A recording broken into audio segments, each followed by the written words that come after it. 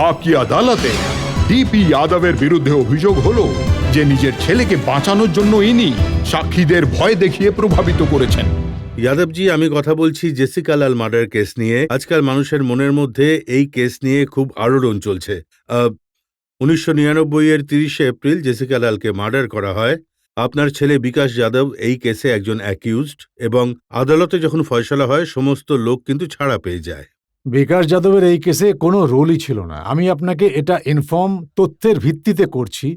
আর রজতজি, আমার দুঃখ এটাই যে কোনো অনুসন্ধান ছাড়াই যে সমস্ত কথা বলা হচ্ছে সেটা আপনাদের ইন্টারেস্টে তো হতে পারে, কিন্তু এর পরিণাম খুব আপনি দূর বলছেন এই পর্যন্ত কেসে হওয়া বিকাশ সম্ভব। যাদব অ্যাকিউজড ছিল কোনো না? রোলই বিকাশ যাদবের ছিল না, শুধু 201-এর একটা ধারা ওর উপরে লাগানো হয়, কারণ মনু শর্মা ওকে জানতো এবং কোন গাড়ি করে কোথা থেকে ওকে নিয়ে যাওয়া হচ্ছিল কেস হওয়ার পর ওর উপরে চার্জ যেটা মাননীয় হাইকোর্ট দিয়েছিল। ডিপি যাদব চার্জ বানানোর জন্য কেউ নয়, কিন্তু রজত শর্মা চার্জ বানানোর লোক হতে পারে। কিন্তু এফআইআর এ তো এটা লেখা হয়েছিল যে উনি শেল্টার দিয়েছিলেন নিজের ঘরে। বলবন্ত আমি যা জানি সেটা আপনাকে বলেছি। আপনি ওটা শেল্টার বলুন, আপনার ওটা যা মর্জি বানিয়ে দিন। আর চেনা পরিচিত হওয়া, বন্ধু হওয়া কোনো খুব খারাপ বড় কথা নয়।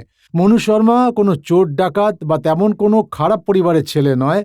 ভারতের রাষ্ট্রপতির আত্মীয় পরিজনের মধ্যে মনু শর্মা পড়ে। একদম আর বন্ধুত্ব আমার থাকা তো- ছেলের ক্লাসমেট ও ছিল চণ্ডীগড়ে।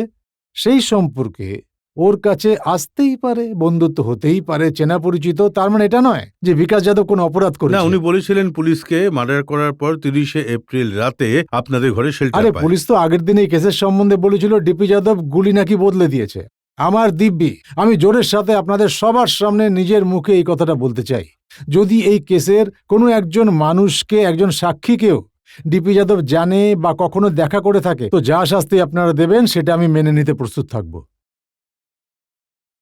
যাদবজি, এটা সত্যি নয় যে আপনার ছেলে যখন পুলিশের সামনে সারেন্ডার করে 19 দিন পর প্রথমেই ও ইম্ফলের এক আদালত থেকে নিজের অগ্রিম জামানত করিয়ে আনে? দেখুন, পুলিশকে অথবা পুলিশের কাজকে কে না ভয় পায় বলুন? ওকে খোঁজা হচ্ছিল। ও যেখানে বিজনেস করত, যেখানে থাকতো, সেখানকার একটা আদালত থেকে ও নিজের অগ্রিম জমানত নিয়ে এসেছিল। এতে কি অন্যায় করেছে? অগ্রিম জমানত দিল্লিতে 1000টা হয় প্রত্যেক দিন। কিন্তু যেহেতু ও ডিপি যাদবের ছেলে, সেই জন্য আমাকে তার সাজা আজ পর্যন্ত পেতে হচ্ছে। ও ডিপি যাদবের ছেলে, সেই জন্য ও কেন অগ্রিম জমানত নিল? বাকি তো রজত শর্মার ওপর কেস হলে 3টে জমানত এক্ষুনি চলে আসবে, কারোর উপরে কেস হলে 4টে জমানত চলে আসবে। তো এই ব্যাপারে অপরাধ, এই ব্যাপারে কোনো অপরাধ নয় যে ও আমার ছেলে। আমি তো সারা জীবন মানুষের সেবাই করে এসেছি। যাদবজি, আপনার ছেলের বিরুদ্ধে এটা কিন্তু কোনো প্রথম অভিযোগ নয়।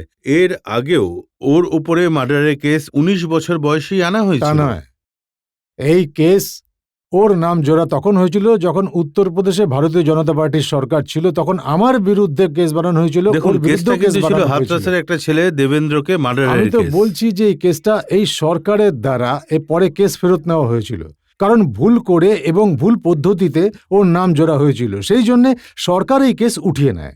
কোনো আদালতে কেসটা চলেনি। সরকার নিজের ভুল বুঝতে পেরে কেসটা পরে তুলে নেয়। জেসিকা লালের কেসে পাবলিক ওপিনিয়ন যদি আপনি দেখেন, জনতার মতামত আপনি নিলে, এটা সত্যি বলে লোকেরা মনে করে যে প্রচুর সাক্ষীকে প্রভাবিত করে তাদের কথা বদলানো হয়েছে। রজতজি, কে বানায় অভিমত সেটা আপনারা বানান।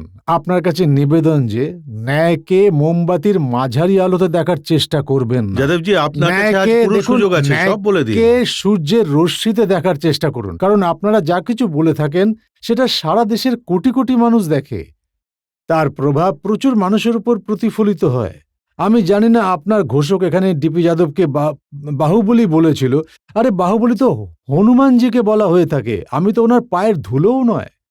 তো এমন একটা শব্দের প্রয়োগ মানুষের জন্য করার আগে আপনাদের দুবার ভাবা উচিত। যাদবজি, আপনি উত্তরপ্রদেশের কোথাও চলে যান, আপনাকে বাহুবলী বলেই ডাকা হয়। ডাকা আপনাকে উচিত তো নয়। মাফিয়া বলে এটা ডাকা বলা হয়, উচিত আপনাকে নয়। মার্ডারার বলেও ডাকা এটা হয়। বলা উচিত। আমি তবুও ভালো দেখুন, শব্দ আমি ব্যবহার তো করছি আপনার বলতে জন্য। চাইছি যে আপনাকে মিডিয়ার মাফিয়া বলতে আপনি পারি। অবশ্যই ডাকতে পারেন, আপনাকে এখন অবশ্যই স্বাগত। বলুন। এইরকম মিডিয়ায় তখন বহু লোক আছে। হ্যাঁ।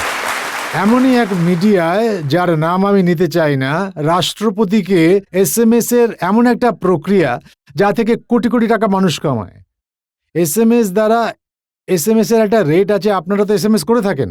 2 লাখ SMS কে নিয়ে রাষ্ট্রপতিকে তো আপনারা জানেন যে মিডিয়াওয়ালের কত ইনকাম হয়েছে? সাধারণ জনগণ বেচারা জানেই মনে না। হচ্ছে আপনার খুব না, অসুবিধা হচ্ছে অসুবিধা- মিডিয়াকে নিয়ে, অসুবিধা তো হ্যাঁ? আপনারই বেশি বলে মনে এটা তো হচ্ছে। বাস্তব কথা। অসুবিধা সেই লোকেদের হয় যে মানুষদের সম্বন্ধে বলা হয়ে আপনি থাকে। কিছু প্রশ্ন করতে চান? যেমন- আপনার মাইক্রোফোন, যেমন- এক মিনিট, আপনার কাছে যেমন জানতে চাই। ম্যাডাম, যাদবজি, মিডিয়া এসএমএস এ যত কোটি টাকাই কামাক, তাতে সাধারণ লোকের কোনো লোকসান তো হচ্ছে না। ওটা তো পাবলিক আমি নিজেরাই বলছি তো, স্বেচ্ছায় মিডিয়া পাঠাচ্ছে। যেখানে ওটা আমাদের বলছে- পার্সোনাল, যে আমরা ওনাদের এসএমএস এটা এ পার্সোনাল, পাঠাচ্ছি। দ্যাট ইজ নট না, পার্সোনাল। এতে আমাদের 2 টাকা এটা খরচা personal হচ্ছে নয়। না 6 টাকা খরচা এটা হচ্ছে, সেটা personal আমাদের নয়। পার্সোনাল বিষয়। এটা- না এটা না, তো গরিবদের পকেট এতে থেকে কোনো যাচ্ছে। মার্ডার বা খুন করা হচ্ছে এই না, যে এতে কারো যুবকরা, অসুবিধার সৃষ্টি এই হচ্ছে না। যুবকদের পকেট থেকে যাচ্ছে, যুবকরা হুজুগের যাদবজি, বসে এসে রাজা এসএমএস শর্মাজি করে কিভাবে ফেলে। পয়সা কামাচ্ছে? কোনো ভুল রাস্তায় তো কামাচ্ছে না। ওরা এখানে মেসেজ পাঠাচ্ছে যে আপনারা এখানে আমাকে এসএমএস করুন। করবো কি করবো না আমাদের এটা মর্জি। সব থেকে ভুল পদ্ধতি। আমি এটাকে মাফিয়াগিরি বলবো, মিডিয়ার মাফিয়াগিরি, যাদবজি, আপনি বলছেন যে যারা সাধারণ পাবলিককে এটা শোষণ public করার এর কাজ করে।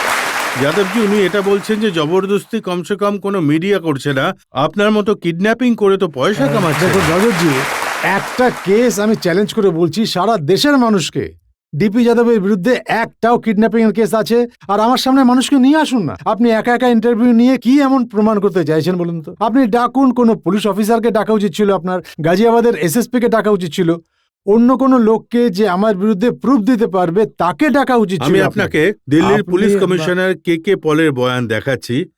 কে পল দিল্লির রাজা- পুলিশ কমিশনার, ওনার থেকে বড় তো কোনো পুলিশ অফিসার হতে রাজাজি, পারে না। মিডিয়া- উনি বলেছেন যে জেসিকা লাল মার্ডার কেসে অভিযুক্ত এবং অফিসারদের মধ্যে বোঝাপড়া স্পষ্ট দেখা আচ্ছা, যাচ্ছে। কোনো অফিসারের সম্পর্কে আপনি প্রশ্ন তুলেছেন?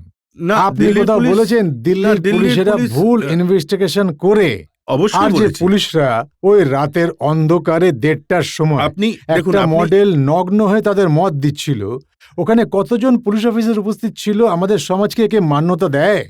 আমরা কি এই গৌরবময় ইতিহাস রচনা করতে চাই? আমাদের দেশের ঋষি বা ফকিরদের কি এমনই জগৎ যে রাত 1:30টার সময় একজন মডেল এমন লোকদের মত পরিবেশন করে যারা বড় বড় অফিসার, বড় বড় যাদবজি, লোক সব? আমাদের দেশের একটা পরম্পরা আছে যে আপনার ছেলে ওই পার্টিতে ছিল এবং তাদের সঙ্গে ছিল যারা মত পরিবেশন না করলে গুলি করে আগে দেয়। আমার ওর কি ভুল ছিল বলুন? আমার ছেলে ওখানে উপস্থিতই ছিল না।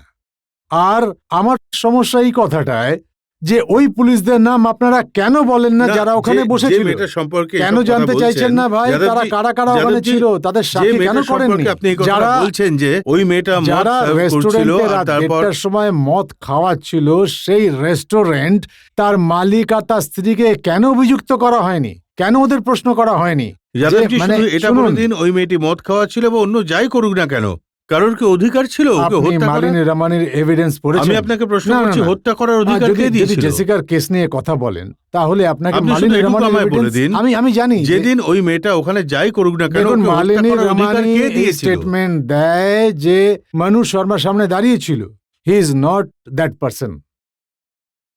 মালিনী রমানি যে রেস্টুরেন্টের মালিক, কি বলতে চাইবেন এক আপনারা? মিনিট, হ্যাঁ, প্রশ্ন করতে চান? হ্যাঁ, আপনি বলুন, কি বলবেন?